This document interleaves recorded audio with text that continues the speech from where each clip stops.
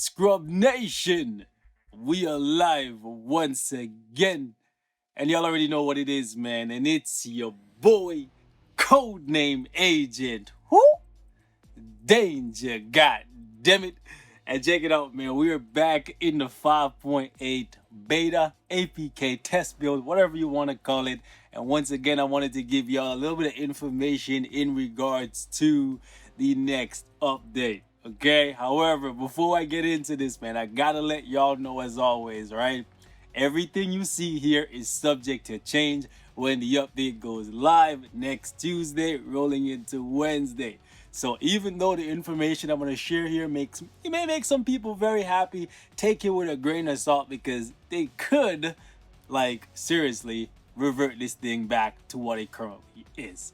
What am I talking about? Well, I'm actually talking about a major buff for the Warriors of the Sky. These guys right here. Were you expecting that? This is a villain update. I love villain updates, right? They're few and far between. I did not expect to be talking about heroes. I didn't even want to talk about Winter Soldier in this update. Y'all know how I felt about that, right?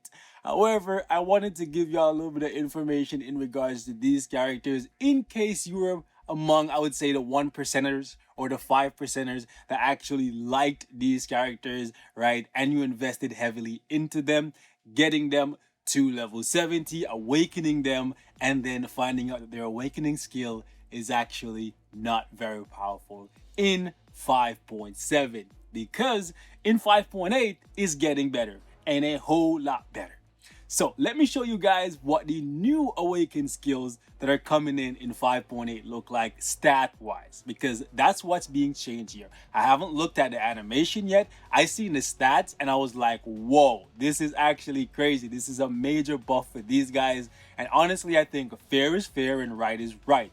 Red Skull and Dr. Octopus are getting amazing buffs on their tier 2.5 skill, aka their awakening skill. So it kind of felt wrong that the Warriors of the Sky were already being left behind when they introduced this new system to us. Some people may be salty about this, but I think fair is fair and right is right. I'm for justice, no matter who it's for or against. Okay, so this is what I'm talking about. This is a massive buff for Red Skull. I spoke about it in my previous video, and I would say the most impactful thing here, even though it's pretty impactful as overall, like the crit rate, the crit damage, the invincibility, the remove or debuff, like all of that is very good. But the Warriors of the Sky, all of them had something I would say equal to or greater than these things. The thing that was really making me like scream to the heavens about Red Skull is actually the whopping 50% all attack and all defense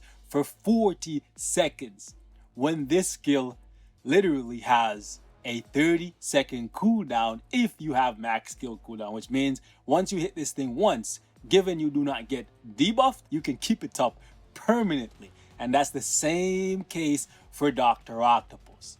However, for the Warriors of the Sky in 5.7, right, the buff that they had, or they have right now in the live server, is actually only for 8 seconds when it comes to their awakened skill. So let me show you guys something real quickly right here. In addition to that, right, for their all attack buff, they actually needed to get this skill to level 6 to get the attack buff. However, right here you can see right now it's 25% all attack and all defense, and it lasts for 40 seconds, just like with Red Skull and Dr. Octopus, and you get this right away. You can see you get it at level 1 now, instead of before you had to go all the way to level 6 just to get it, and it was only lasting for 8 seconds. Like seriously, when the cooldown time on this thing was 60 seconds, that was not very impactful, and given the fact that the skill itself doesn't do that much damage, you can see why people felt very disappointed with these characters. However, let's actually level this thing up and let's see what else they've changed. So let's go all the way. Now, let's take a look at the Blue Dragon. You'll see lightning resistance decrease, which that makes sense because she's lightning based. Then we get that 50% crit rate, 50% crit damage. She gets ignored dodge, she gets invincibility, remove all debuff, she gets a small damage proc, 50% all attack and all defense for 40 seconds. So it's kind of mirroring what we're seeing now from Red Skull and Dr. Octavius. So this is actually a pretty impactful buff for the Warriors of the Sky, and I'm going to go through all of them to see if that's the case.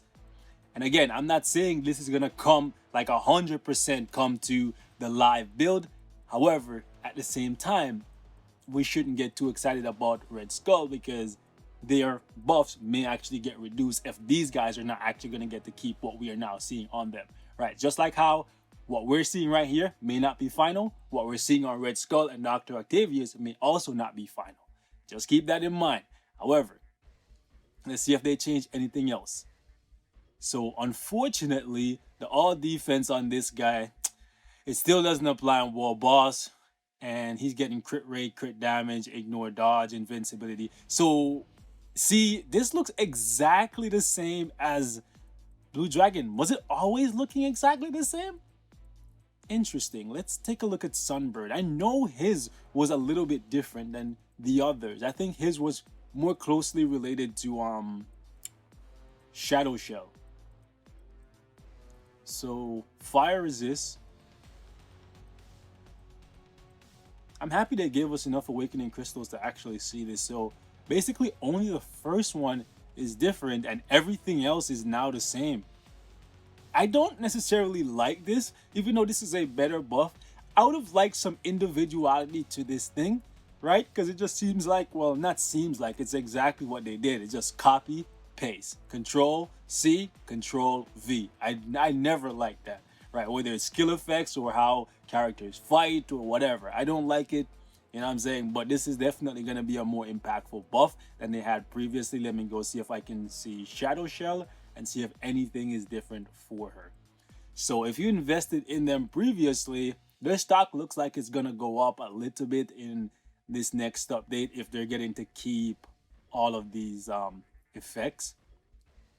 The only thing I'm gonna say is Future Fight team, we need to see some individuality when it comes to the buffs. You guys can't just make it so that only the first thing is different and then everything else is just copy paste, because not every character plays the same. Not every character benefits from having the exact same thing. Like for example, in her case, what you could have put here to set her apart from the other characters and make up for what she actually lacks was a small heal, right? It's not something you would get all the time. It would be every 30 seconds, but a small 5% HP recovery on this thing for her, a character that doesn't heal, would actually be very beneficial. The same goes for the Blue Dragon. She doesn't heal. A small 5% HP recovery would be very good for her.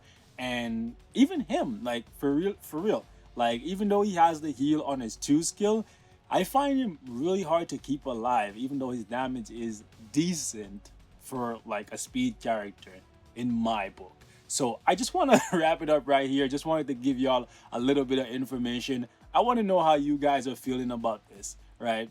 For one, they're making it so that all of the skills are exactly the same in terms of the effects, right?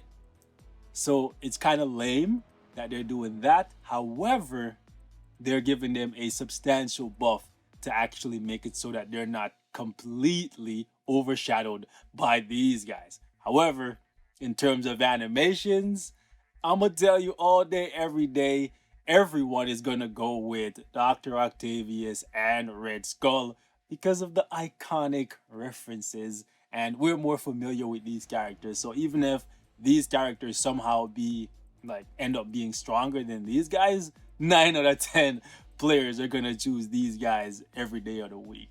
But kudos to the Future Fight team for actually going back and buffing these guys and seeing that it was pretty underwhelming. Let me actually jump into the preview with one of them and see if the skill actually got changed. I doubt they'll change it, right? If they just went ahead and copy paste, right? I doubt they'll actually like do any kind of real work in terms of changing, and there's still that long delay. Yeah, let's see, where are these guys? Hold up, wouldn't they be at the top? They're a new last update. Nope. Okay, you know what, it's easier to just leave out of here. I'm just gonna do a quick check on one more character and see if it has changed. If it hasn't for them, then it's probably going to be the same We'll go with Sunbird. All right, let's see it. Nope.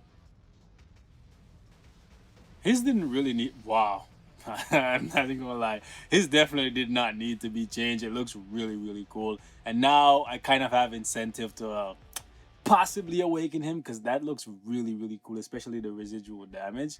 But man, his survivability just leaves a little bit to be desired. So, ladies and gents, we're gonna wrap it up right here. Thank you guys so much for watching. I know this is a Hydra update. It's all about the big boys. It's all about the villains. And I initially planned to make a video about Red Skull, and then I stumbled upon the Warriors of the Sky getting this new buff. Well, not a new buff. Well, I guess it is a new buff, right, to their awakening skill. So I wanted to bring it to your attention for those of you guys who are feeling kind of salty that these guys are getting awakened skills and it's better than the ones that came before them, and you possibly invested a lot of resources into them. So take from it what you will. Till next time, stay safe, and I will catch you in the next one.